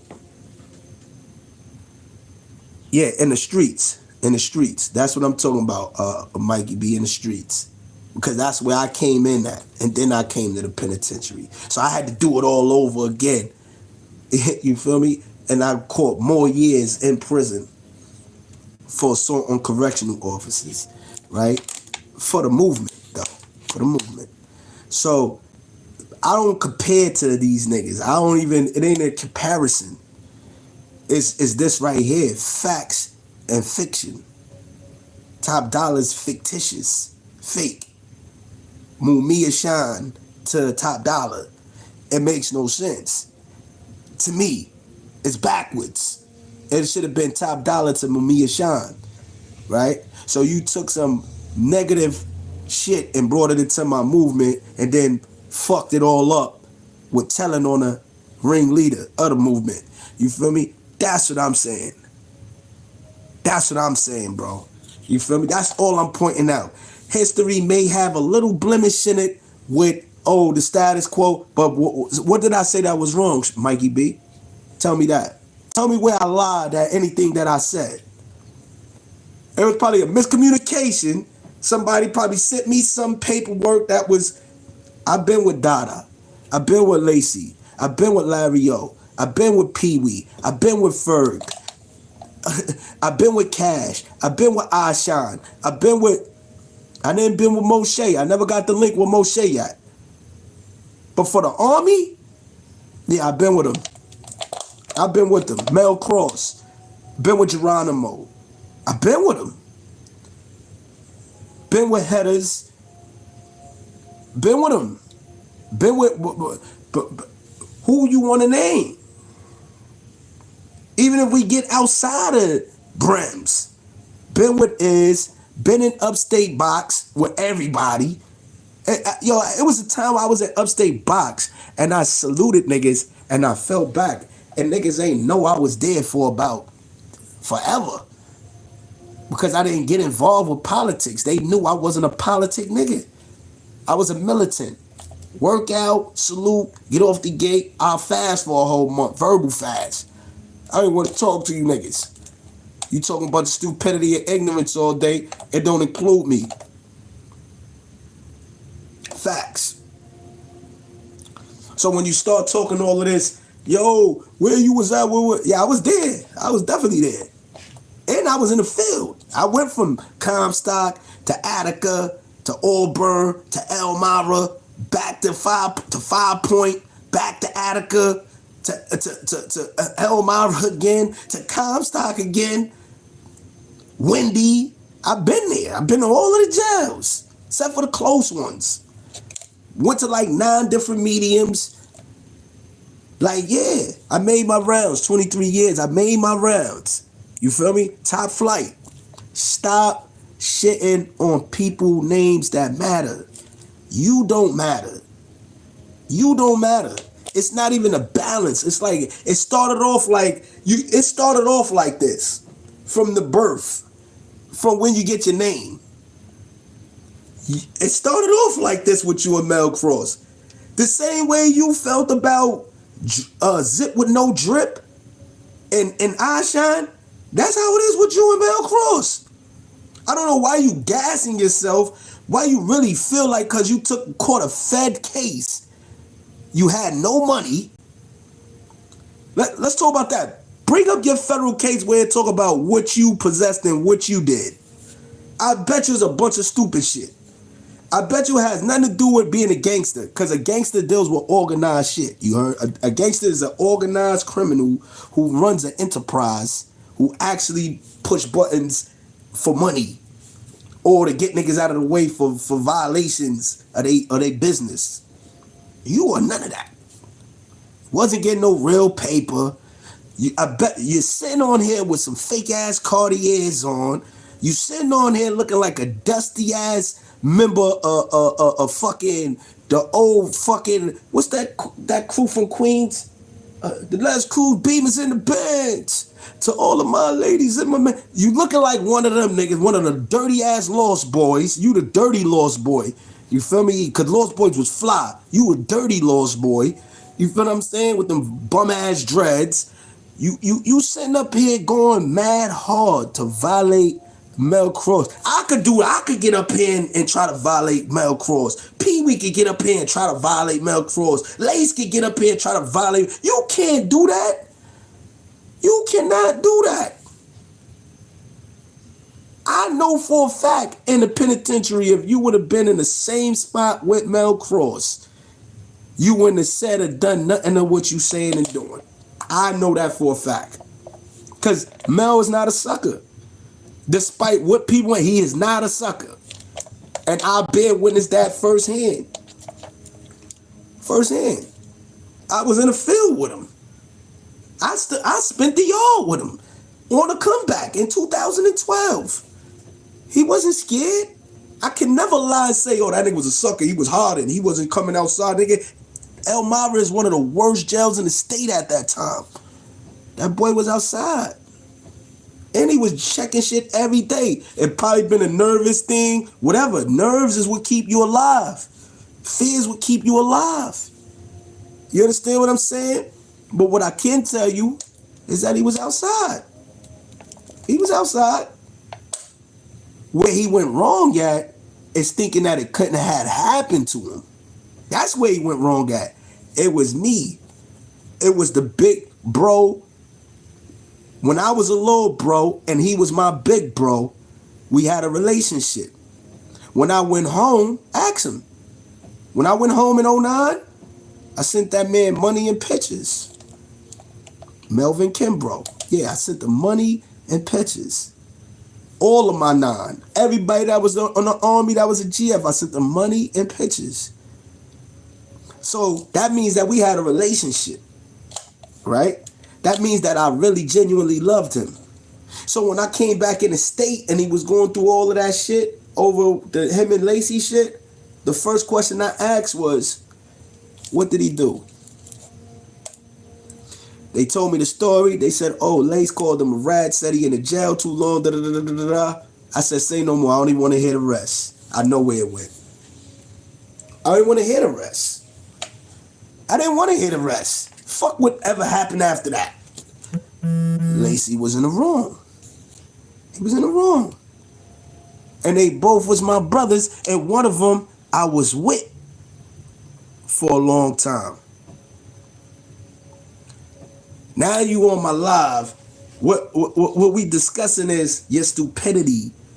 While you on here disrespecting Mel Cross' name and saying the stuff that you saying, and you wasn't a valid enough nigga to do that. You're still not a valid enough nigga. What's your fat case? What's your little position that you had under Hound? You wasn't an active, respectable, noticeable homie under this army. For some reason, you got it all fucked up. And you confused and you really believe because you caught that time and because you was on a lineup of Hound that you was somebody of importance in the army. No. Not to the degree that you could disrespect Mel Cross, bro. No, you can't. You can't, bro. And that's just it. It's really nothing for us to be We wasn't what? What are you talking about? We was here. What are you talking about?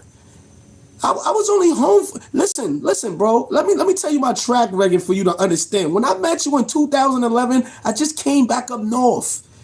I didn't last but 6 months free. After doing damn near 10 years straight. From 98 to fucking 2009. I was incarcerated, bro. From DFY to the state. Right? I went home in 09. I came back in prison in 09. I just fought my case for 18 months in the county. The whole time, niggas was right. La Brim was writing me. Ashan was writing me.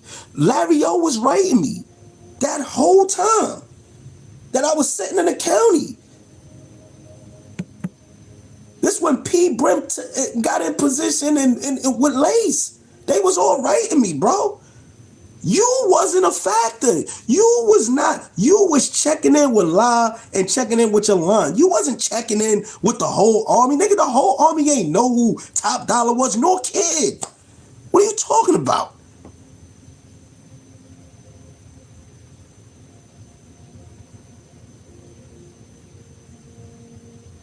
That nigga ain't always big me up. He got on his page, and that don't even matter.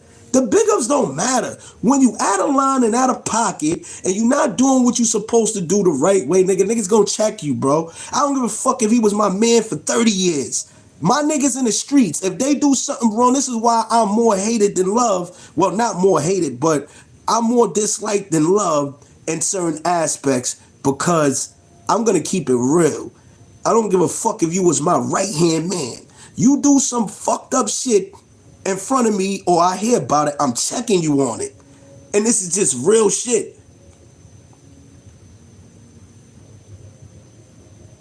Yeah, Mel Cross, listen.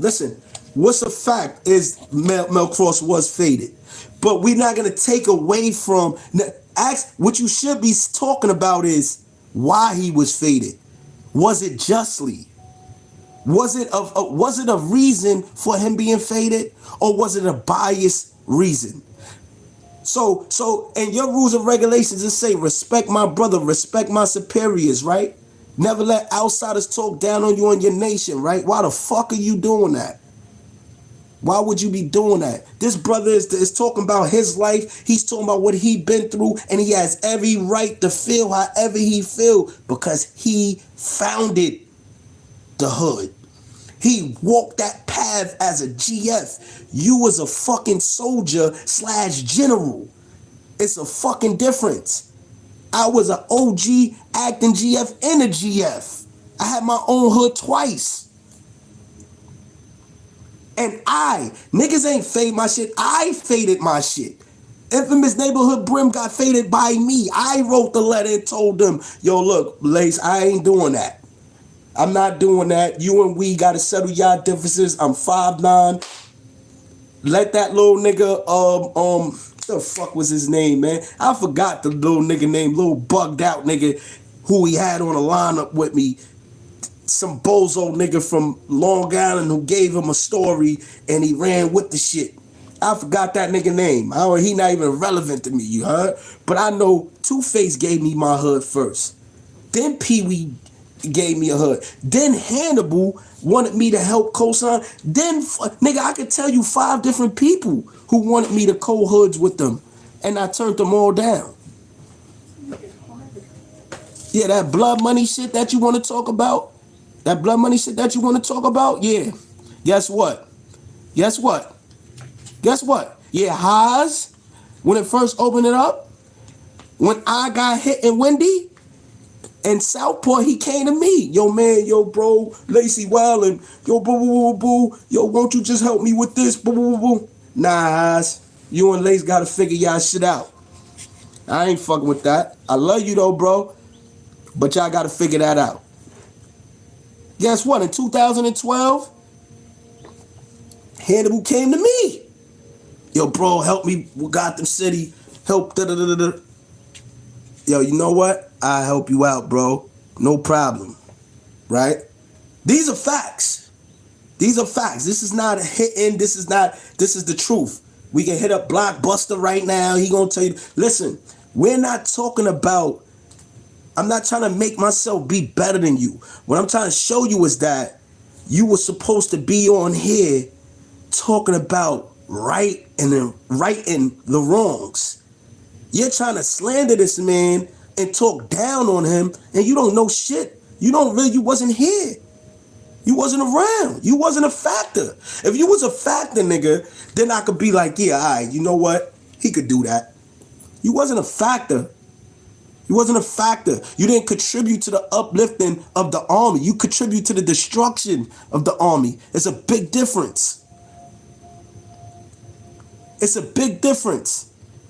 That man stood 10 toes down. And yeah, he went for, everybody does this in the history except for the ones that are like myself, who was blinded by loyalty and a little retarded. I'm a little retarded. Because still to this day, I know a lot of motherfuckers don't like me and don't want me around, and I still a pull up by myself. I still a claim the set by myself. I stopped claiming the set because I realized, yo, you know what? My kids need me more importantly. My family need me more important. I got nothing else to prove. I'm going to step and I'm going to run around and I'm going to do what I want to do, how I want to do it, but it's going to be in the right way. So nobody could talk about it. You, on the other hand, you told. That's the biggest curse. That's one of the 4 cardinals. You broke one of the 4 cardinals. You snitched on your big homie. And you got the nerve to talk about another big homie who didn't snitch, who actually contributed and was one of the first to take the stance for the army? You gotta be kidding me, bro.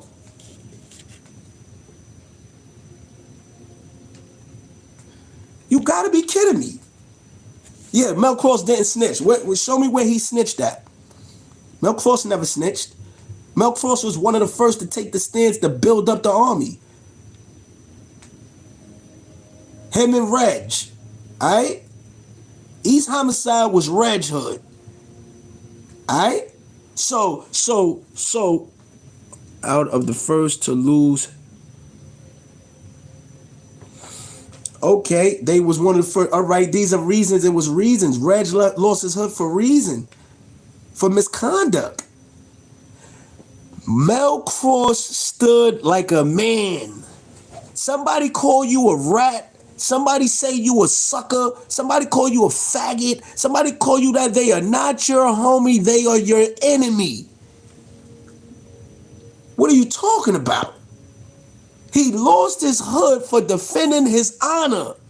That's what he did. And dudes that, if you know anything, it was the change. Lacey had got himself in position and he redirected the movement. So leaders that was in certain sets were no longer the originals that were created by Pee Wee's branch. So understand, that's why he got faded. He didn't get faded because he was a bitch or a sucker, bro. It's a difference. You get voted out or you get shot out. He got voted out from numbers that favored Lacey, who fought for him. When you don't fight for yourself overall, because that's what he did, he wound up switching the set. So that's where he went wrong, when he went to go and fuck with Tankhead. Same way Pee Wee, when he went and fuck with Double Nine, that's what fucked him over, right? I never did that. I never went somewhere else. When I did BOP, that was still 5'9" Brim, West Coast connected. You heard?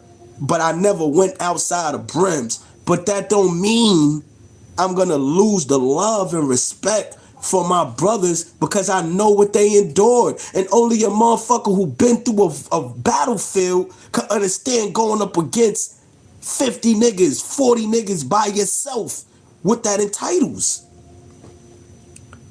Understand that, bro. He did nothing bad. He was still Damu. He still stepped out with the Outlaw 20 moniker. He just took the brim off, which was the respectful thing to do for us. That satisfied us. All right, Cross, you know what? We can't take away from the honor and the shit that you did for this movement. So take the brim off of your name and go ahead and live your life. Go ahead. And then Lace even told me, yo, look, don't do nothing to that nigga. When I see him, I got him. It was dudes that was looking for positions, looking to claim they fake loyalty and all of that, they fake love and all of that, looking for clout, who wanted to push that line on him. Lace was telling niggas, like, I'll take care of him. When I see him, I'm gonna crush him. I'm gonna break him up. Same thing he said about Pee Wee. When I see him, I'm gonna break him up. I'm gonna do this. Dudes is faking. Dudes is being suckers about this shit, bro. Peace, brother. Like I said, man. You know what's going on. You know them people is watching. You know they got all eyes on me, nigga. I'm on ankle monitors and shit, nigga. Like I ain't playing. I don't got time for you niggas, man. You niggas is out here faking a funk. You was broke in jail. You was suckerish in jail. You told on niggas, Top Dollar. You told on niggas, bro. And then you want to be on here trying to really go hard, nigga. Niggas ain't gonna do that. We not gonna do that. He was on brim timing. He came out of upstate not on brim timing. That's what he did. He said, yo, you know what? I want to get home.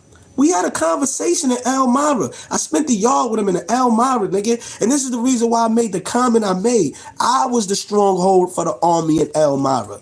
Disco was there. He had probably 7 Max with him. That's it. In 2012.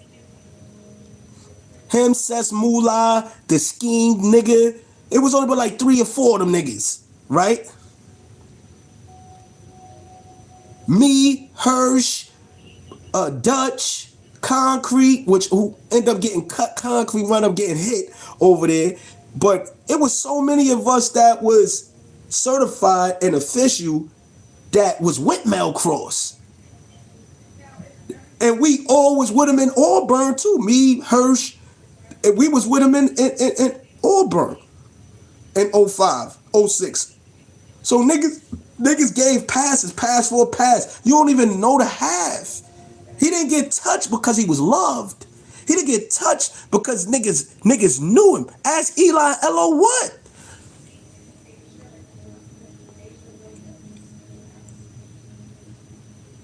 Yeah, dirty ass Scheme from YouTube. Yeah, we was all at Elmira together in 2012. He was on his way out the door, going home. Scheme, yeah. But check this out. What I'm saying is this.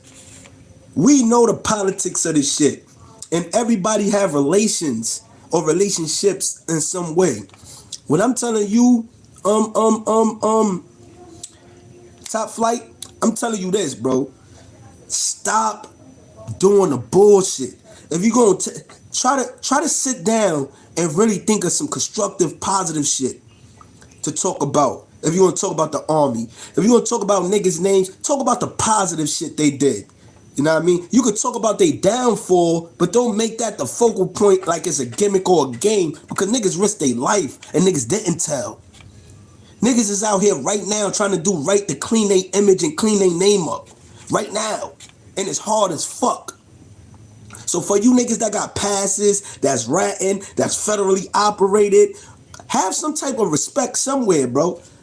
At least dig in your heart and say, yo, you know what, man? Them niggas did. My nigga did 27 years. Pee Wee did 27 years straight.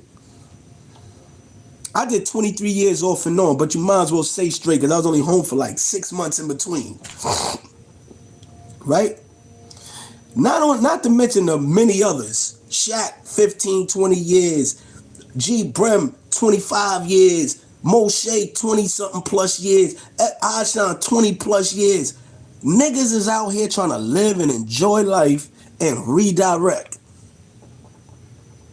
Niggas is not out here trying to talk about the fame and no, bro, this shit is whack. It's whack. And coming from a rat, it's even more fouler. It's even more disrespectful. It puts us. It make New York look like fucking. Like, come on, bro. You niggas got platforms. You in this Kai reality, nigga. Like, I don't even talk to you niggas because I despise rats. But I feel like, A couple people said pull them up. yeah, but I can't pull them up on YouTube. I had to go on. You gotta tell them I can't pull them up on YouTube. I'm gonna go live probably later, but I'm gonna get off of this shit because it's 2 hours, man. I got shit to do. I was supposed to been back out there and what's the name? By 11. I just lost focus of that shit.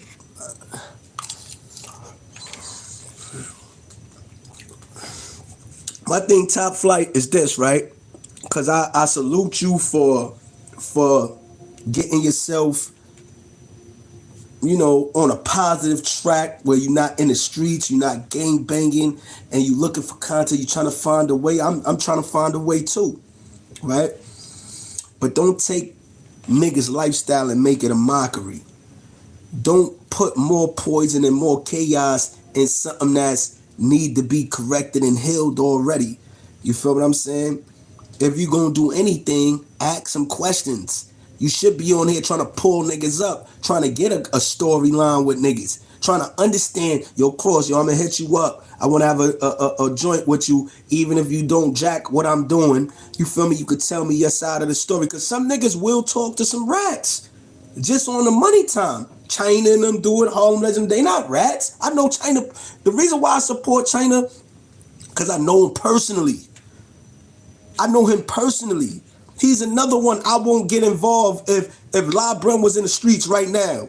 I would be talking to La and I would be talking to China. And I would be trying to diffuse they shit. And I would tell each one of them, yo, bro, both of y'all niggas is wild and y'all both contribute. Y'all both official solid niggas. I've been with both of y'all. Yo, stop that shit. Y'all putting too much on the air for niggas to jump out the window and say shit they don't know. Nigga, China was 6'2", 6'3", 250, 60 pounds when I was in Washington with him. He was running the whole dome for months that I was with him. He was calling out, fuck a weapon. Yo, come in the bathroom. Knocking niggas out. This is what China was doing in my face, in my presence, G. Now I know, nigga, what I was doing. Putting on. He knows that. I came there and beat up the biggest nigga in the fucking jail at that time. A nigga that was like China size. Beat his ass over the phone. Ask him. That was my introduction in Washington. Over the phone. I'm 5'7" and I beat the shit out this nigga. And his mans had to jump into some Rochester nigga. I got niggas I could call right now. They could tell you the story, like. But that's neither here or there. Nobody cares. What we talking about is how brothers treating each other in society. Like her talk, like her love, like my son Mikey B, he pulled me up and he checked me about something. He said, yo, man, you really out here doing the work. That shit on YouTube, the going so hard about Zip, don't go so hard, like, we know who you are. Yeah. And I had to really check myself, like, oh, shit, you know what? I am looking like a clown. For one, I went to Harlem, somewhere where I'm known at. I could go there anytime and the love is there. I'm embraced, right? I go to Brooklyn, Queens, anywhere because I'm a good dude. Some people can't do that because they was foul or they was trying to impress or they was trying to do shit to people, right? And that follows you out here. You could be with all the bloods in there. And now look, it's a Crip world in New York City. A lot of Crips is out here. A lot of folks, a lot of other shit is going on, street gangs and shit. And now look, the tables turn. So if you wasn't that official solid nigga in there, guess what? You might get smoked out here where it matters. But guess what? Manny could call up Rambo. I could call up the Rips. I call up a few different sections of the Rips. The 8 trays, the 60s, the G-Stones, the Santana blocks. I'm tapped in. Why? Because guess what? Manny was that guy that was in there like, yo, you know what? We ain't gonna impress them niggas, man. It's only 5 of them, 4 of them. Let them niggas live. Let them niggas do what they do. We out here trying to get a dollar, trying to get back home. If niggas get out of line, you know what? And they black, first and foremost. See, it's a difference. Jeff Fort, free Larry Hoover. Yeah, facts. Free all of them. Free Rod Diggs, free Larry Hoover, free Jeff Fort, free those that need to be freed, man. The real ones who ain't tell. Yeah, free them, man. Facts. Shout out to Smitty Stone, man. Shout out to Smitty. That's a man right there. I appreciate it. You know, one day, you know what I'm gonna go tap me in tonight, 10 o'clock, Stream the Yard. I'm going on streaming. I'm going up there. I want the brothers that matters to pull up.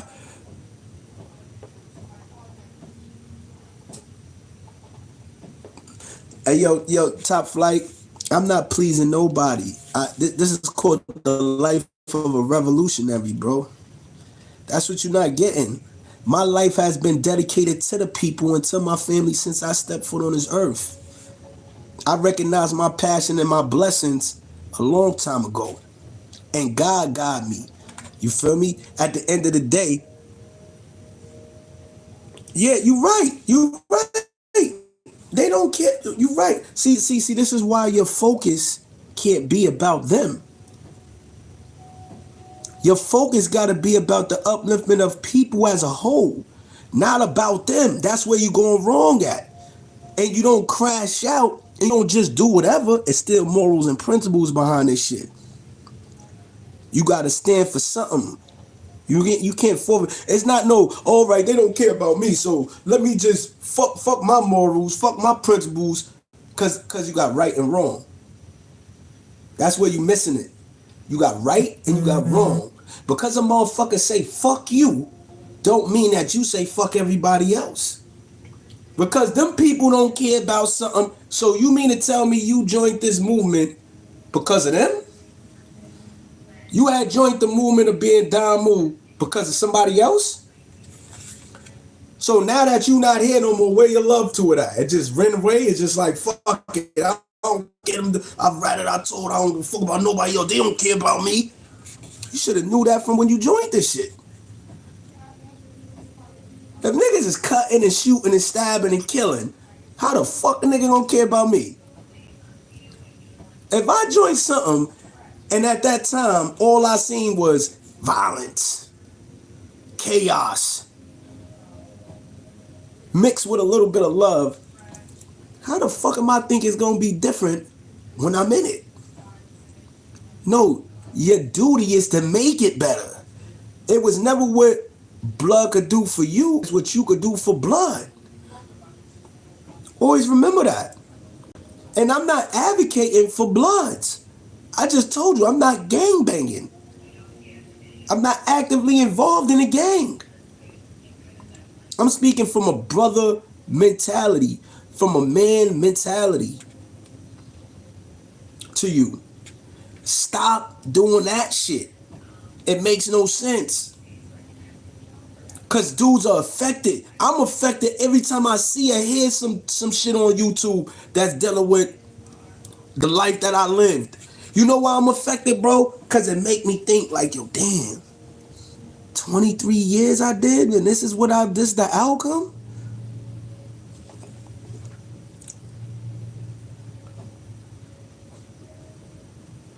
Oh, work it.